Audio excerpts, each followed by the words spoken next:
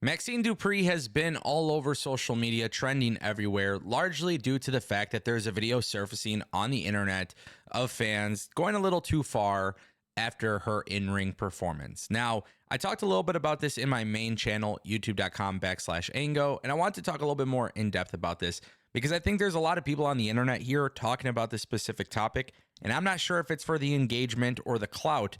But I think people need to truly understand the difference between cheering, booing, and then also just outright being a dickhead. And I'm starting to notice that this is a common trend with the IWC, right? For years and years and years, you will see movements like support women's wrestling. And then when women wrestle, it's, well, no. We want you to wrestle this way. Or we want you to have a character like this, right? And then you start to see that the whole movement is pretty much non-existent because they never really cared about their mission statement to begin with. I look at Maxine Dupri as somebody who's been a WWE project from the minute that she's been on the main roster, right? During the Vince McMahon regime, WWE had her part of Maximum Male Models. Vince McMahon's regime is gone. WWE continues to have Maxine Dupri on TV, but this time with the Alpha Academy. She is traveling on the road with Alpha Academy. And to be pretty clear, Maxine Dupri doesn't really wrestle on TV. You might get some stuff here and there, but for the most part, she is a manager.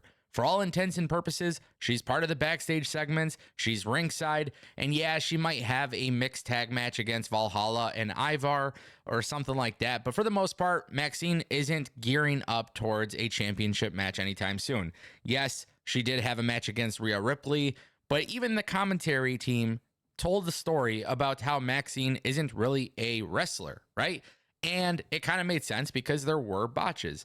Now, if you guys didn't know this, when I talk about professional wrestling, I never really talk about the in-ring aspect of it because, quite frankly, I care more about storytelling. And quite frankly, I'm not a wrestler. So I can't really give you guys opinions on somebody's wrestling moves if I can't perform them myself. Now, yes, I'm in the gym.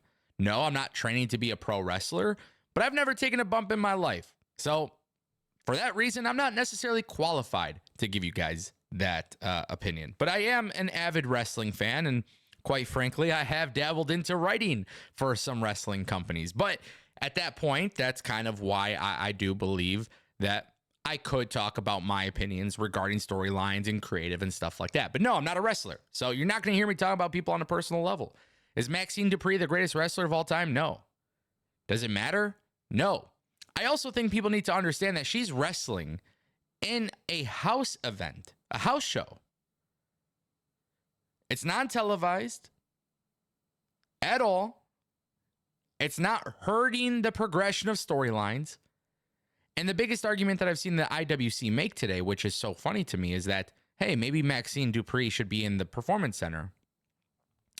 I can understand that sentiment because WWE does have a Performance Center, but Maxine Dupri wasn't put into Alpha Academy to be a wrestler. She wasn't put into Maximum Male Models to be a wrestler. But ever since she was put in those scenarios, she's been on the road, traveling and working. So I feel like the IWC, once again, is disingenuous with their takes when it comes to the performance of Maxine Dupri. I say this because the same thing happened to Dominic Mysterio. And I remember talking about Dominic Mysterio at the time, being brand new to the industry, and he was just thrown on TV during the pandemic. And I was just like, man, this kid has something about him. I think he'll be good, but it's going to take some time. You know, he's going to have to get acclimated. They're throwing him to the wolves. And now look at Dominic Mysterio. He has the most heat in professional wrestling. He's a pretty good performer. He's very big, integral part of WWE programming. It worked out for him. The same could happen to Maxine. It's not like she could spend all week in a performance center when she's out on the road. So most of her experience will be coming from dark matches or working WWE main event or working house shows. That's just simply how it is. The thing about Maxine Dupri is, even if she's not the greatest wrestler, she's part of Alpha Academy. The storyline, the storytelling, all of that stuff is right there. It is. You could tell the story of her trying to improve as a wrestler with Coach Gable and Coach Otis, right? Then I see a lot of people who are saying, well, you pay money to go to a show, you should be able to boo and cheer whoever you want. And I agree with that. 1,000%. It's like going to a basketball game, football game. I agree. You should be able to boo or cheer. I think there's a difference, though, between cheering and booing and then being a dickhead. And I think that's one of the things that nobody's really talking about here. Telling somebody that you suck, don't come back. I mean, you're not really booing or cheering at that point. You're just simply being a dickhead. I also think it's really important that people understand the sentiment of when you go to these shows, and I understand it's a house show or whatever, but when you go to these shows, it's a whole different vibe than a TV taping. So just keep that in mind. When you spend your money to go to these things, you're just getting wrestling matches, maybe a little bit of storytelling's in the mix because they're continuing stuff from TV, but it's not televised, so they're not pushing things forward. The wrestlers are a little bit more free spirited. They're a little bit more relaxed. Maybe they're joking a little bit more with the crowd and stuff like that.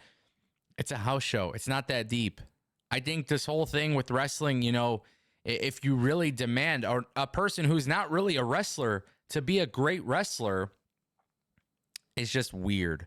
It's weird. And I think the IWC does this all the time. They do this very often. And I think wrestling fans just need to understand it's not that serious. It's not that deep. She could get better with more practice. There's a lot of wrestlers who have defended her, and I think that's fantastic. I think it's always great when you see coworkers defending each other, but also at the same time, too, it shouldn't even have been to that point.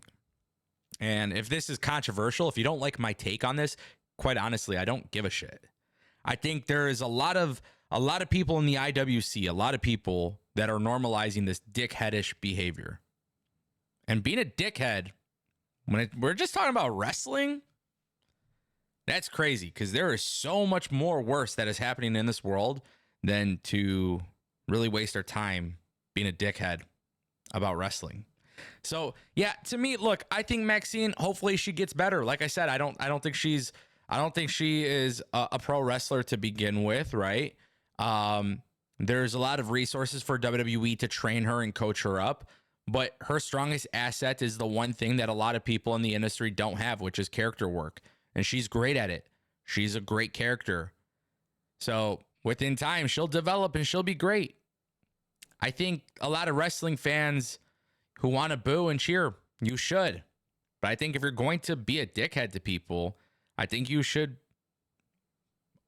understandably be called out for it. So yeah, I don't know. It is what it is. I found this to be a very, very interesting topic to discuss a little bit more in depth because it seems like this is common. I think a lot of these trends in wrestling where, this matters, that matters, push this person, push that person. None of it's genuine. No, none of it is genuine because once the new shiny toy is done with anyways, once you get what you want, there's always something else to complain about. That's how the IWC has always been. This is the reason why I always say wrestling companies should never 100% book their product catered to the IWC. Simple as that. Is that a hot take? Don't give a shit. That's the reality.